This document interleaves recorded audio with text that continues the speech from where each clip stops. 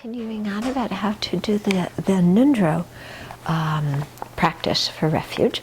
So I was talking about the visualization yesterday, and I thought that I would just read you what it says in the Ngondro puja. Ngondro is one puja that's done fairly often in the Tibetan tradition that includes almost all of the Ngondro practices. So it has refuge and prostrations and offerings and all these different things.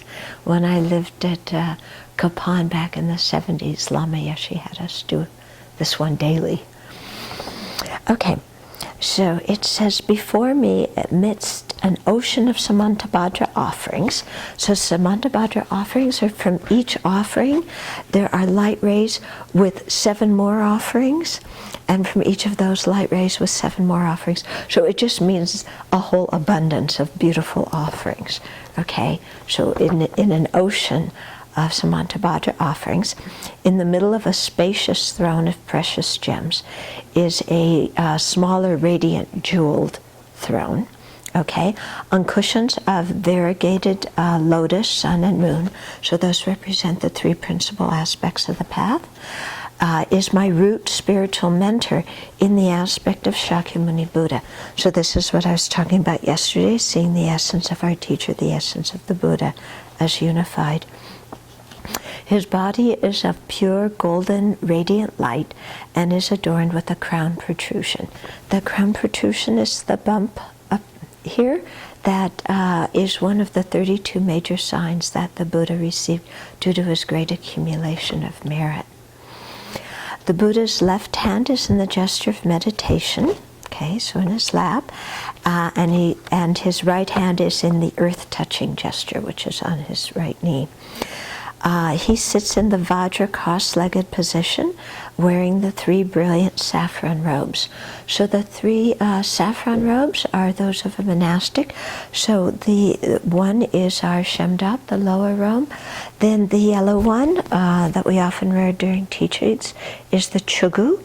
And then the other one is the Namjar, and those that one only the fully ordained people have in the Tibetan tradition. And that's a double thickness robe that used to be used as, it doubled as a blanket and a coat and so on when it was cold. Rays brighter than the sun radiate from his body in the 10 directions. Eyes never tire of his resplendent form with its perfect vivid signs and marks. So the signs and marks, those are the 32 signs and the 80 marks of a fully enlightened being. Ears never tire of his enchanting speech with its 60 melodies. So there's 60 qualities of the Buddha's speech. His vast and profound mind, so vast means in terms of bodhicitta, profound is in terms of realization of emptiness.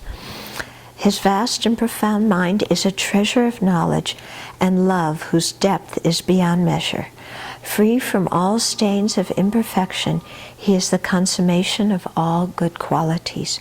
So free from all stains indicates that the Buddha's purified everything to purify, and being the consummation of all good qualities means he has developed all good qualities to the fullest so that they're limitless.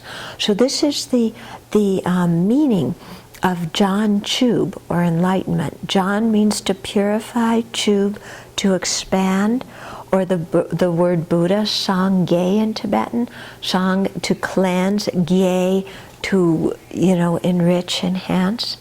Okay, so that sentence is showing those two, the side of abandonment, the side of realizations or cultivation.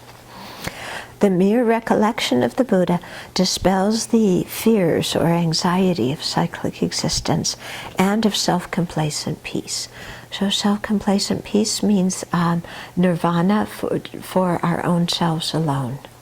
Okay?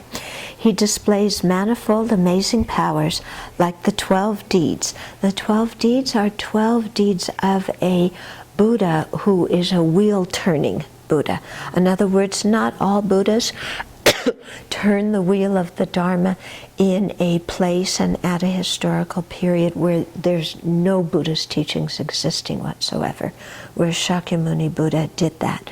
So there's 12 deeds, like descending from Tushita heaven, entering his mother's womb through the, magically being born from her right side, renouncing the life, doing the ascetic practices, attaining enlightenment, teaching, all these kinds of, so every wheel-turning king has these, wheel-turning Buddha, Dharma wheel-turning Buddha, has these 12 signs, okay?